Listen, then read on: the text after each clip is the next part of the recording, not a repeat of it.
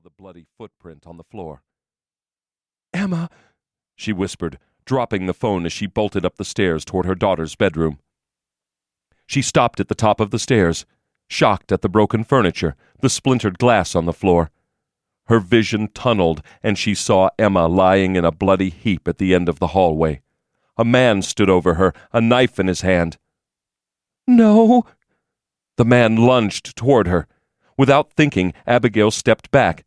She tripped, falling down the stairs, hip and shoulder blades thumping the hard wood as she slid head first. She landed in the foyer, the breath knocked out of her lungs. The man was rushing down the stairs, the knife still in his hand.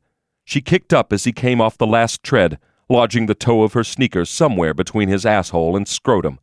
She was far off the mark, but it didn't matter. The man stumbled, cursing as he went down on one knee. She rolled onto her stomach and scrambled toward the door. He grabbed her leg, yanking her back so hard that a white-hot pain shot up her spine and into her shoulder. She started kicking at him, legs flailing wildly behind her as she inched toward the front door. "Stop it!" he screamed, both his hands clamping down on her ankles. "God damn it, I said stop!"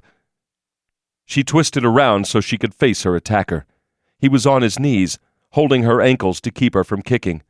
The knife was beside him on the floor. His eyes were a sinister black, 2 pieces of granite showing beneath heavy lids. His broad chest rose and fell as he panted for breath. Blood soaked his shirt. Emma's blood. Abigail tensed her stomach muscles and lunged up toward him, fingers straight out as her nails stabbed into his eyes. "You bastard!" Abigail screamed, feeling like her arms were going to break as he pried her hands away from his eyes. She bit his fingers until teeth met bone. The man screamed, but still held on. This time, when Abigail brought up her knee, it made contact squarely between his legs. The man's bloody eyes went wide, and his mouth opened, releasing a huff of sour breath. His grip loosened, but still did not release. As he fell onto his back, he pulled Abigail along with him. Automatically, her hands wrapped around his thick neck. His grip went tighter around her wrists, but her elbows were locked now, her shoulders in line with her hands as she pressed all of her weight into the man's neck. She could feel vibrations through her palms as he tried to speak. Abigail felt a sudden warmness between her legs. The man had urinated on them both. He stared at her, really saw her. Then his eyes glassed over. Abigail sat back on her heels, looking at the lifeless man in front of her.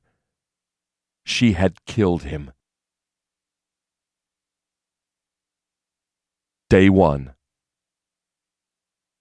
Will Trent stared out the window of the car as he listened to his boss yell into her cell phone.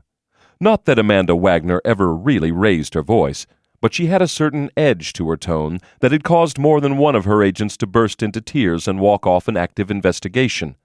No mean feat considering the majority of her subordinates at the Georgia Bureau of Investigation were men. "We're at—" She craned her neck, squinting at the street sign.